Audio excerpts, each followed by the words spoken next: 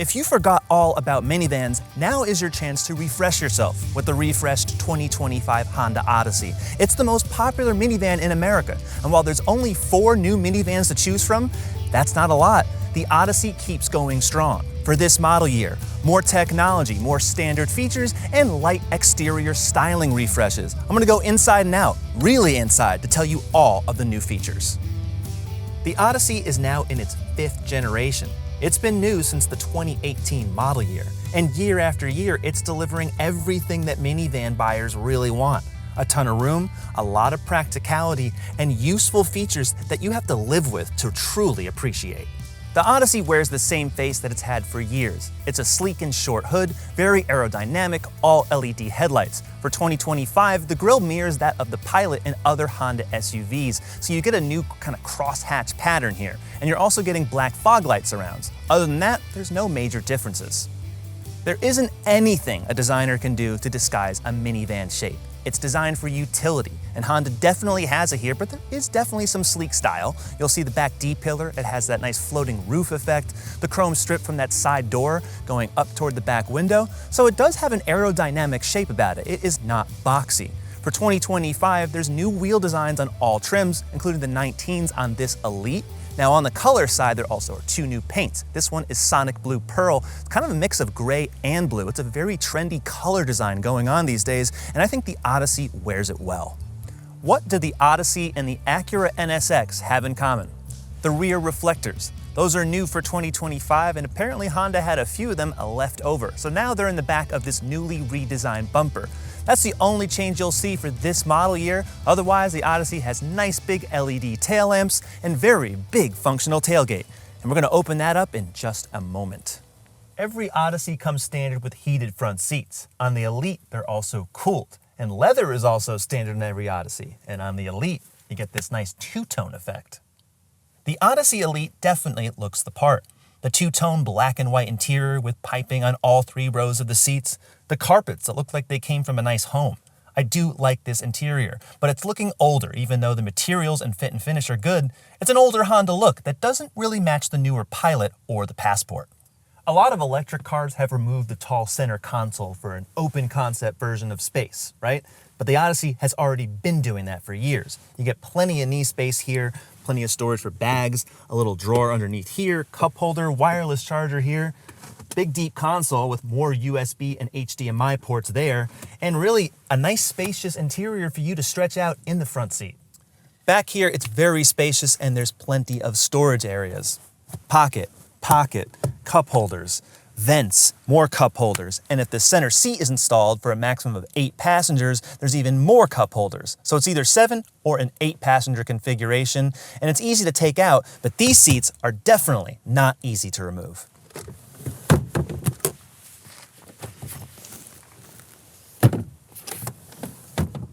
With the center passenger seat removed, you can slide this way if you want to be obsessively close to the person next to you, but doing that allows more third row egress over here. And this seat also moves. No other minivan does this. It's pretty fun. You won't get a panoramic roof in the Odyssey, but what you get, a fold down screen, 12.8 inches, which is larger than before. And if you're looking for that HDMI port, it's in the front console. It's been moved. And this person over here can adjust the 3rd zone climate that is standard in every single Odyssey, so you better be nice to him. Really. Now this is a real back seat for kids and adults.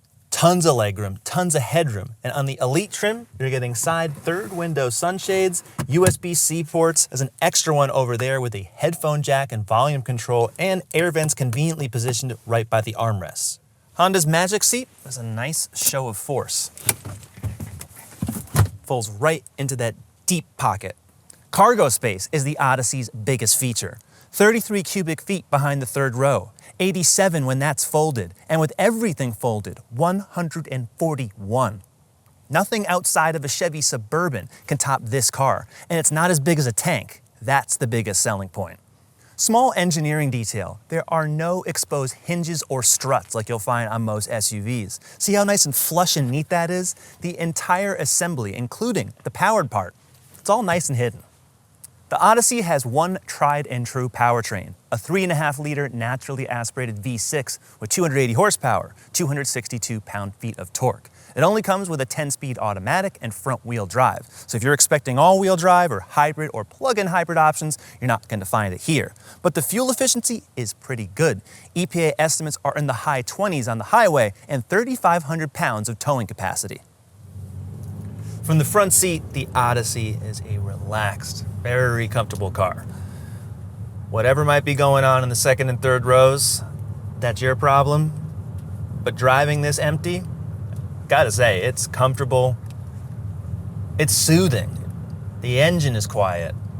The wind noise is muffled. The steering, in typical Honda fashion, feels really connected. It's accurate. Pretty decent off-center. And a low center of gravity. That's really the benefit of driving a minivan, because you just walk right in. The egress is super easy because it's a low ground clearance, low step-in height, tons of visibility. Driving the Odyssey, looking through this expanse of glass in the front, how steeply raked it is, how large it is. I can see more of the world when I drive a minivan. That might be the best reason yet to buy one. In the Odyssey, I just feel like all of the space is being maximized. And driving it, because it's a Honda, it still handles well, whether you're doing 30 miles an hour, 50 miles an hour, or maybe even more. Ooh. Now, there's no sport mode aside from the transmission mode. You can press that here. And yeah, it fires up a little bit. The engine's good, but it doesn't have a ton of low-end thrusts like today's modern electrified and turbocharged engines. But in a vehicle like this, you don't need it because it's effortless. It's a large engine that doesn't have to use as much fuel because it's not working as hard. When you step on it, not always the greatest sounds, but the Odyssey does move. It gets out of its own way, which is important. When you load up a vehicle like this with 8 passengers, stuff on the roof, you want to be sure that you have the power to pass, the power to get up to speed. And it has that. Paddle shifters come standard. I don't use them. There's certainly a lot of gears, 10 of them. But it's better just let the car do its thing. There's an economy mode, and that kind of muffles things a bit, especially on the throttle, so I don't really suggest using that. And there's also a snow mode. Even though this is a front-wheel drive car, will also dull the throttle response, try to help you get out of some slippery situations. But if that's truly what you're looking to do, yeah, you can buy a Pilot, you can buy all sorts of other SUVs or minivans with all-wheel drive. I would say, put on a nice set of winter tires, and if you don't have to worry about it, you shouldn't discount the Odyssey just because it's front-wheel drive. The great thing about modern minivans is that they're so much quieter, and the fact that the rear windows roll down, that's amazing. When I was growing up, it didn't have any of that. When you sat in the back seats, you had no air. Now everyone has the control. It's actually really nice. For 8 people, you can deal with that. It's very, very good. And because of this nice tall roof, when you're sitting in this Odyssey for hours, you don't feel as fatigued, including people in the third row. I think that's really the main goal of a car like the Odyssey. It's a road trip vehicle, and it doesn't cost nearly as much as a Chevy Suburban, right? Gets so much better fuel efficiency.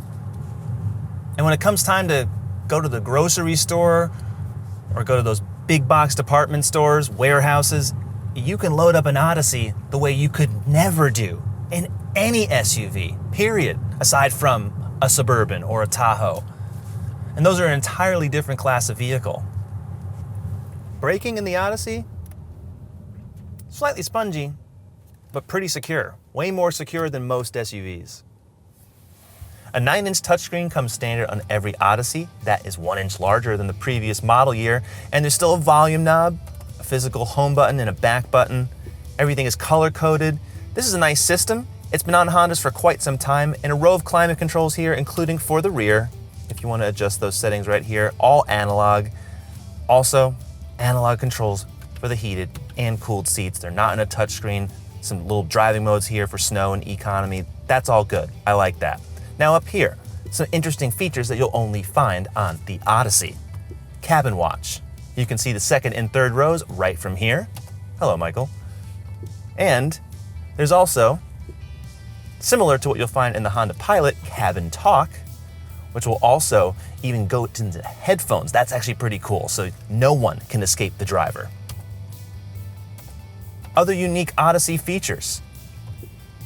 When you adjust the speakers here, and on this Elite trim, it's got DTS surround sound on this 11-speaker no-name system. However, there's audio zones, and you can go from driver to the front to the rear. So just with a few taps here, you can change exactly where the sound is coming from. That's really nice too when you just don't want to hear the movie that's playing in the back and you can't watch it. It's probably the worst thing as a driver in a minivan. Wireless Apple CarPlay and Android Auto also come standard across every single Odyssey trim. And there's 5 USB ports, which doesn't seem like a lot for such a large vehicle. For 2025, every Odyssey comes with a half-digital instrument panel that shows the tachometer, safety systems, and various other settings that you can adjust.